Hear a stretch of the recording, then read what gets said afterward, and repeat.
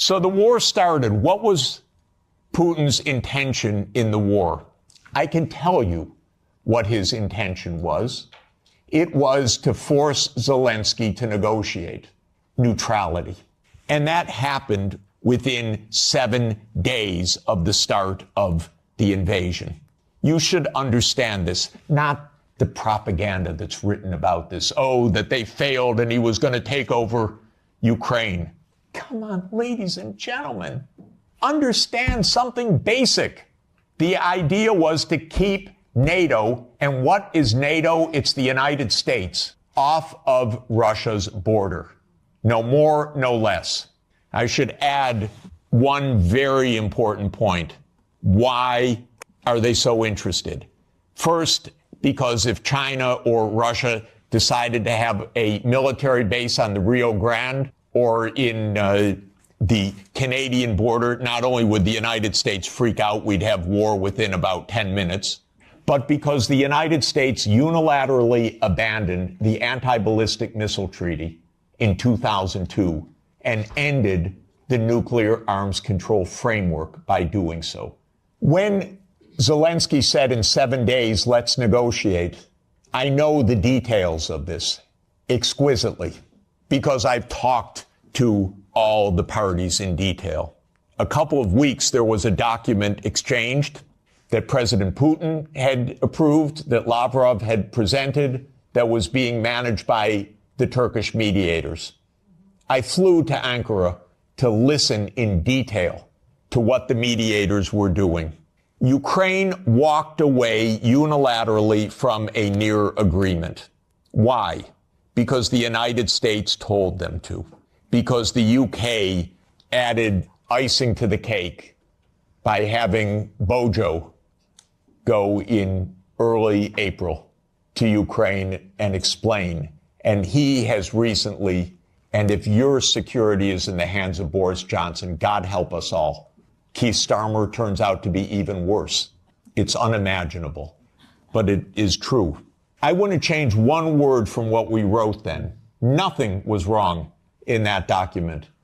And since that document, since the U.S. talked the negotiators away from the table, about 1 million Ukrainians have died or been severely wounded. And the American senators, who are as nasty and cynical and corrupt as imaginable, say this is wonderful expenditure of our money because no Americans are dying. It's the pure proxy war. One of our senators nearby me says this out loud. Mitt Romney says this out loud. It's best money America can spend. No Americans are dying. It's unreal.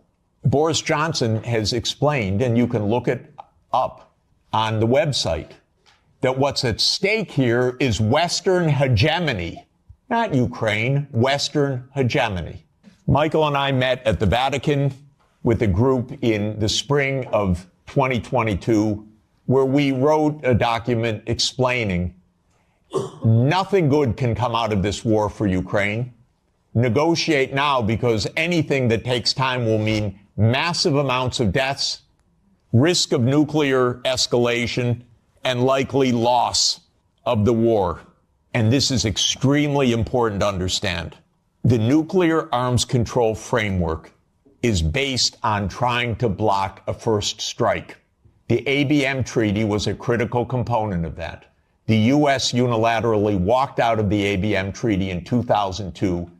It blew a Russian gasket. So everything I've been describing is in the context of the destruction of the nuclear framework as well.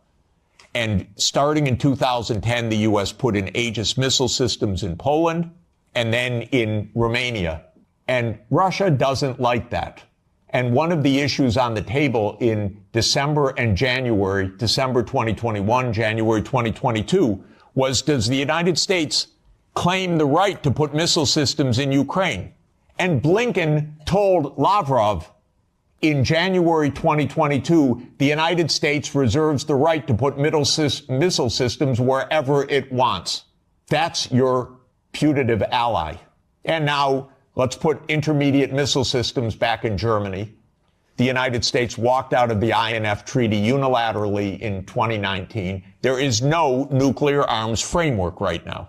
None. The United States came to the view, especially in 1990, 91, and then with the end of the Soviet Union, that the U.S. now ran the world, and that the U.S. did not have to heed anybody's views, red lines, concerns, security viewpoints, or any international obligations, or any UN framework. I'm sorry to put it so plainly, but I do want you to understand. When the Soviet Union ended in 1990, the view became even more exaggerated. And I can name chapter and verse, but the view was we run the show. Cheney, Wolfowitz, and many other names that you will have come to know literally believed this is now a U.S. world, and we will do as we want. We will clean up from the former Soviet Union. We will take out any remaining allies. Countries like Iraq, Syria, and so forth will go. And we've been experiencing this foreign policy for now essentially 33 years. I tried very hard in 1991 to get help for Gorbachev, who I think was the greatest statesman of our modern time. I recently read the archived memo of the National Security Council discussion of my proposal, how they completely dismissed it and laughed it off the table when I said that the United States should help the Soviet Union in financial stabilization and in making its reforms. And the memo documents, including some of my former colleagues at Harvard in particular, saying we will do the minimum that we will do to prevent disaster, but the minimum. It's not our job to help. Quite the contrary, it's not our interest. In my understanding of the events that have befallen Europe in many contexts, and I'll include not only the Ukraine crisis, but Serbia, 1999, the wars in the Middle East, including Iraq, Syria, the wars in Africa, including Sudan, Somalia, Libya. These are to a very significant extent that would surprise you, perhaps, and would be denounced about what I'm about to say.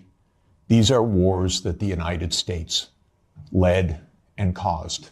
And this has been true for more than 40 years now. What happened, more than 30 years, I should say, to be more precise. Europe has paid a heavy price for this because Europe has not had any foreign policy during this period that I can figure out. No voice, no unity, no clarity, no European interests, only American loyalty. Okay, I mention all of this because you need your own foreign policy. I issue a report, 2 reports each year, one, the World Happiness Report, and 18 of the top 20 countries, if I remember correctly, are European. This is the highest quality of life in the whole world. So you need your own policy to protect that quality of life. The United States ranks way down. And the other report, where's my colleague Guillaume? He's somewhere in the room. Here, there he is. Guillaume Lafortune is the lead author of our annual Sustainable Development Report. And almost all of the top 20 countries are European countries because you believe in this stuff. And that's why you're the happiest, except in geopolitics, but quality of life. So you need your own foreign policy, but you won't have it unless you have your own security. You just won't. And so, and by the way, 27 countries cannot each have their own foreign policy. This is a problem. You need a European foreign policy and a European security structure. And by the way, although Michael assures me it's dead, I was the greatest fan of OSCE and believe that OSCE is the proper framework for European security. It could really work. So this is really my point. Now, I believe that Europe should become more integrated and more unified in the years ahead. I'm a strong believer in subsidiarity. So we were discussing, I don't think housing policy is really Europe's main issue. I think this can be handled at the local level or at the national level. I don't see it as a European issue, but I don't see foreign policy as being a 27 country issue. I see it being as a European issue. And I see security being at a European level. So I think things need to be readjusted, but I'd like to see more Europe for truly European issues and maybe less Europe for things that are properly subsidiary to Europe at the national and the local level.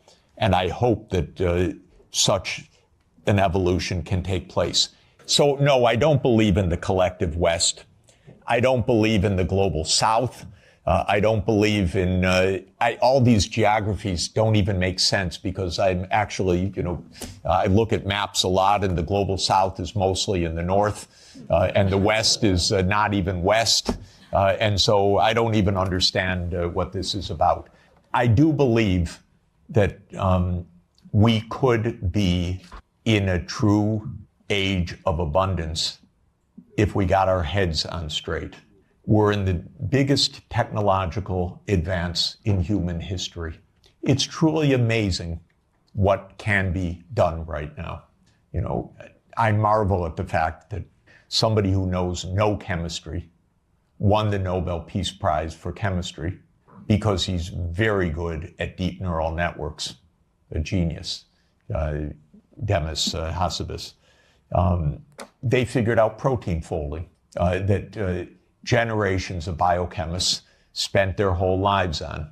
And now DeepMind figured out how to do it, by the thousands of proteins. We have friends that spent their entire life on one protein, brilliant friends. And now what we can do. I don't believe there is a collective West. I believe that there is a United States and Europe that are in some areas in parallel interests and in many areas not in parallel interest. I want Europe to lead sustainable development, climate transformation, global decency. I believe if the world looked more like Europe, it'd be a happier, more peaceful, safer world. And longevity and better food, by the way. But just saying, in any event, Europe has a vocation that is rather different from the American tradition and, frankly, from the Anglo-Saxon tradition, because it's been 200 years of Anglo-Saxon hegemony or aspirational hegemony. The British still believe they run the world. It's amazing what nostalgia means. They don't even stop. It's almost like a Monty Python skit, actually. But in any event, there were moments where there were disagreements and very, wonderful disagreements, especially in the last time of significance was 2003 in the Iraq War, when France and Germany said, we don't support the United States going around the UN Security Council for this war. That war, by the way, was directly concocted by Netanyahu and his colleagues in the U.S. Pentagon. I'm not saying that it was a link or mutuality. I'm saying it was a direct war. That was a war carried out for Israel. It was a war that Paul Wolfowitz and Douglas Feith coordinated with Netanyahu. And that was the last time that Europe had a voice. So this was the mindset. And the decision was taken formally in 1994 when President Clinton signed off on NATO enlargement to the east. You will recall that in February 7th, 1991, Hans-Dietrich Genscher and James Baker III spoke with Gorbachev Genscher gave a press conference afterwards where he explained, NATO will not move eastward. We will not take advantage of the dissolution of the Warsaw Pact. And understand that was in a juridical context, not a casual context. This was the end of World War II being negotiated for German reunification. And an agreement was made that NATO will not move 1 inch eastward. And it was explicit, and it is in countless documents. And just look up National Security Archive of George Washington University, and you can get dozens of documents. It's a website called What Gorbachev Heard About NATO. Take a look, because everything you're told by the U.S. is a lie about this. But the archives are perfectly clear. And I spoke with European leaders then, and they were very clear, and it was quite wonderful. Europe lost its voice entirely after that, but especially in 2008. Now, what happened after 1991 to get to 2008 is that the United States decided that unipolarity meant that NATO would enlarge somewhere from Brussels to Vladivostok, step by step. There would be no end to eastward enlargement of NATO. This would be the U.S. unipolar world. If you play the game of Risk as a child, like I did, this is the U.S. idea, to have the peace on every part of the board. Any place without a U.S. military base is an enemy, basically. Neutrality is a dirty word in the U.S. political lexicon, perhaps the dirtiest word. At least if you're an enemy, we know you're an enemy. If you are neutral, you're subversive, because then you're really against us, because you're not telling us. You're pretending to be neutral. Finally, let me just say with respect to China, China is not an enemy. China is just a success story. That's why it is viewed by the United States as an enemy, because China is a bigger economy than the United States. You know, when the world talks about great powers right now, they talk about US, Russia, China. I include India, and I really want to include Europe, and I really want to include Africa as an African Union, and I want that to happen. But you'll notice on the list, Europe doesn't show up right now, and this is because there is no European foreign policy. So if actually, and same with renewable energy, as everybody knows, the prices come down by more than 2 orders of magnitude, the costs. We could transform the planet, we could protect the climate system, we could protect biodiversity, we could ensure every child gets a good education, we could do so many wonderful things right now. And so what do we need to do that? In my view, we need peace, most importantly. And my basic point is there are no deep reasons for conflict anywhere, as every conflict I study is just a mistake. It's not, we are not struggling for Lebensraum. That idea that came from Malthus and that became a Nazi idea was always a wrong idea. It was a mistake, a fundamental intellectual mistake. An intellectual mistake, by the way, because leading scientists adopted the idea that we had race wars, we had national wars, we had wars of survival because we don't have enough on the planet. As an economist, I can tell you, we have plenty on the planet for everybody's development. Plenty. We're not in a conflict with China. We're not in a conflict with Russia. If we calm down, if you ask about the long term is very good, thank you. The long term, if we don't blow ourselves up, is very good. And so this is what we should aim for. A positive shared vision under international law. Because of our technology, things operate at a regional scale now. It used to be, it was villages, then it was small areas, then it was unification of countries. Now it's regional. That's not just because regions are wonderful. It's because the underlying technological realities say Europe should be an integrated area. by transport, by fast rail, by digital, and so there's Europe. The politics follows the technological realities to a very important extent. We're in a world of regions now. On the Middle East, by the way, the U.S. completely handed over foreign policy to Netanyahu 30 years ago. The Israel lobby dominates American politics. Just have no doubt about it. I could explain for hours how it works. It's very dangerous. Europe has gone silent about the JCPOA and Iran. Netanyahu's greatest dream in life is a war between the United States and Iran. He's not given up, and it's not impossible that that would come also.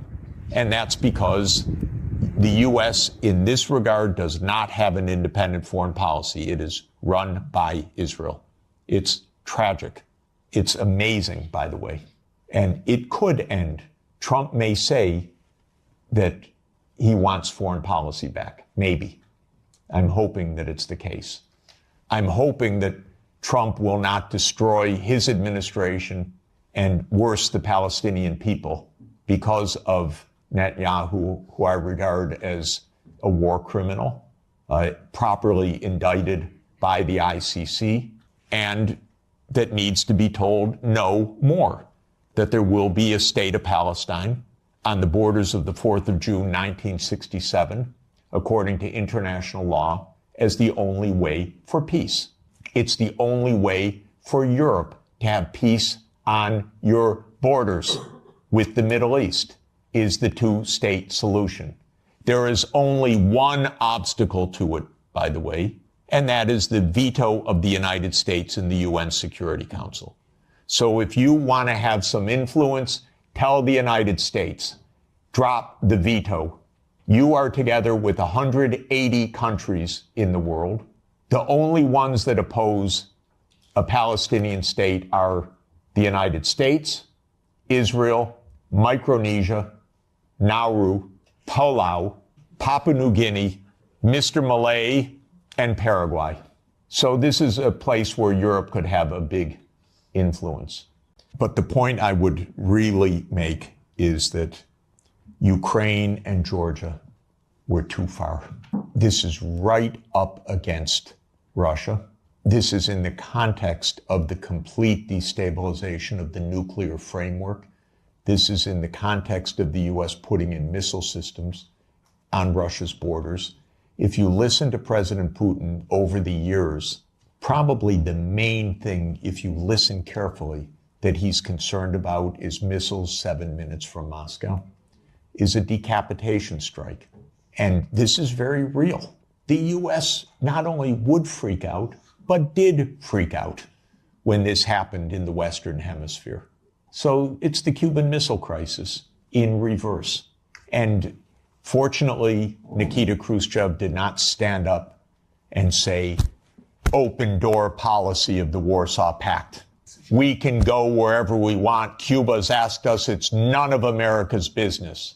What Khrushchev said is, war, my God, we don't want war. We end this crisis. We both pull back. That's what Khrushchev and Kennedy decided.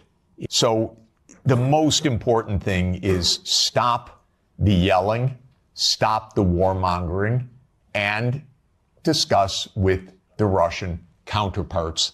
And don't beg to be at the table with the United States. You don't need to be in the room with the United States. You're Europe.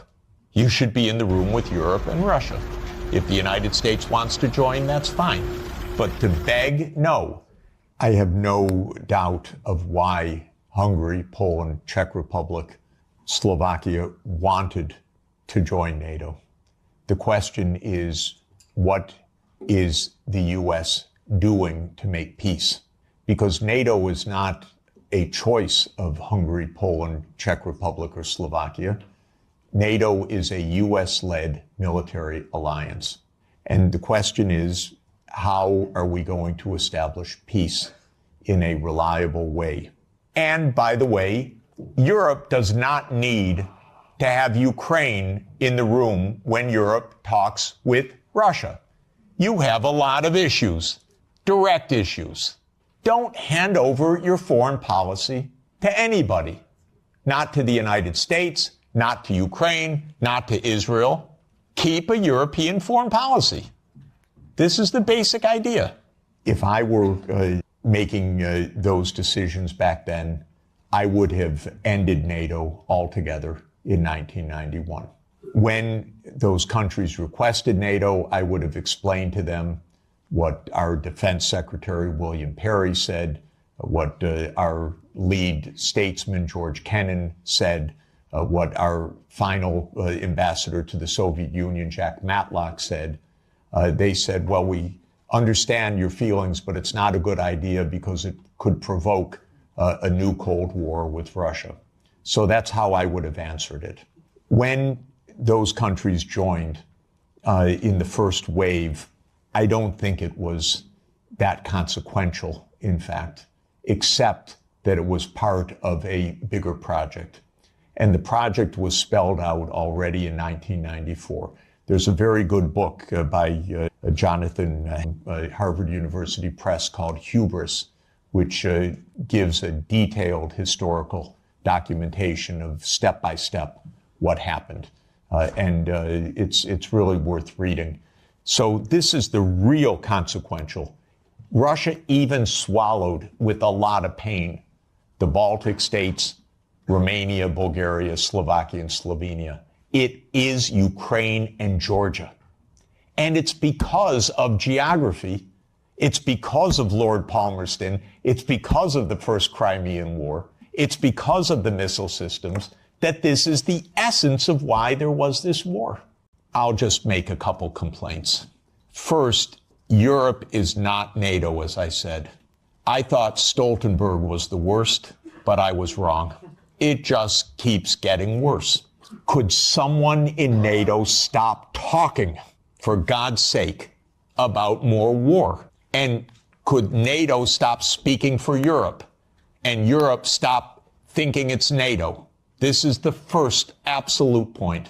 Second, I'm sorry, but your high representative vice presidents need to become diplomats.